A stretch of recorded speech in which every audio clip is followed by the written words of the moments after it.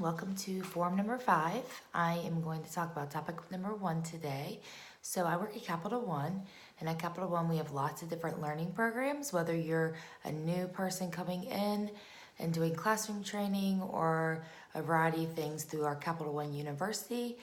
You can learn lots of different ways, but the one that I'm going to focus on today is on Tech College. I chose this learning platform at Capital One because it is completely internet-based. It's a virtual learning community for our associates within Capital One. So what is Tech College? I just said it's a virtual learning community. So it's kind of like an organic collection of adult learnings. Basically, there are learning paths. So you can sign up as an associate to be a part of Tech College. It's free. It's just another resource that we have. And within that, you can talk about your interests, and it puts you on learning paths. It's kind of like, I think of a honeycomb. You say one thing, oh, I want to learn more about leadership development or coding or data analysis. And it will start kind of this learning plan. And then from the type of classes that you take, it suggests new classes. It's kind of like your Netflix for learnings, if you may. Like you watch certain types of movies, it's going to recommend certain type of movies. So it's a really neat, organic, honeycomb type of virtual environment for the associates at Capital One. So there's some pros and cons to this this learning environment. So chapter 6 in Simonson, they talk about the whole community of learners, and they talk about just-in-time teaching. So for Capital One, this kind of online community is perfect for them because the just-in-time teachings, roles change, you have to learn new skill sets, all these things.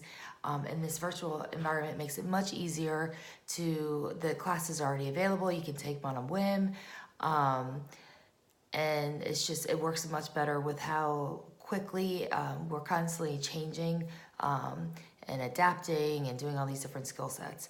It's also a great community of learners. So the learner and instructor play an active role in the development.